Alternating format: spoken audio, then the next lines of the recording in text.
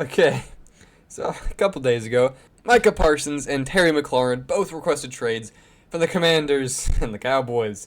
And as an Eagles fan, this is fucking hilarious. Starting with the simpler one, Terry McLaurin. This trade request is much more of, he doesn't actually want to leave Washington, it's much more of a power play to get his contract. And he is definitely deserving of a contract. You know, he's a veteran presence, he is turning 30, but he's been very consistent with a lot of quarterbacks, and he finally has a good one, and the Commanders are just kind of screwing the pooch on this whole contract situation with him. But I do think that at least eventually he'll sign, because there's not really a reason for the Commanders to trade him, because their wide receiver room is kind of built around him being the number one. You don't want Deebo Samuel being the number one. I could see Luke McCaffrey eventually taking that, but he's so young. I mean, it would be tough. And then other than that, they don't have too many other guys. I guess Noah Brown and Michael Gallup, but they're just more solid guys that'll make some big plays sometimes. But this offense, at least passing game, is built around Terry McLaurin. I just don't see why the Commanders wouldn't pay him, and I really highly doubt they're going to be trading him. But now on to the much more plausible one. The Cowboys. I mean, it is honestly, growing up in Wisconsin and getting into football in 2017 might have been one of the greatest things to ever happen to me, because I probably wouldn't have been an Eagles fan if it was any of the other 2 years previous or past. It may have been the Patriots, because my first NFL game that I paid attention to was the Eagles. And let me tell you what, being in a front row seat to the shit show that is the Jerry Jones-led Dallas Cowboys is an absolute blessing. Oh my God, it is. I mean, it is wonderful. I mean, it's just the Cowboys with Jerry Jones and probably his son as well, because it seems like he's probably going to take the reins whenever Jerry finally hits the grave. They just do not know how to run a football team. They can draft good players, but they don't know how to actually deal with them. I mean, Jerry Jones basically inherited a great team in the 90s, and then he takes all the credit for that. Granted, he did get Jimmy Johnson, but then he did the whole Herschel Walker trade. That was not Jerry Jones.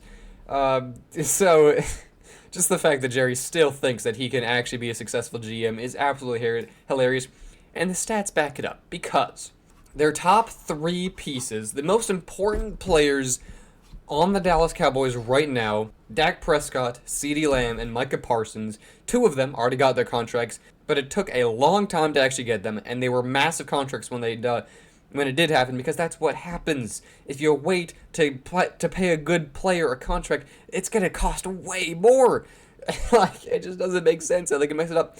But if they do end up signing Micah Parsons, which honestly is probably the most likely option because it's what they did with Dak and CD, he is going to get a massive contract. And if it's anything like what he deserves, or at least what the market says an edge of his caliber deserves, the Dallas Cowboys will have 50% of their cap room, 50% of all of the money that can go towards players will be going towards Micah Parsons, Dak Prescott, and CeeDee Lamb. You heard that right. 3 players, if this contract happens, will take up half of their money that is able to be used on player contracts. It's like, how can you be this actually terrible at running a football team? It's so awesome and it's so hilarious. And, like, I mean, you always think about, like, you know, the other terrible or not great managed teams, like the Bengals. Obviously, they have a whole nother situation with Trey Hendrickson, and obviously they've had different interesting contracts with T. Higgins and Jamar Chase.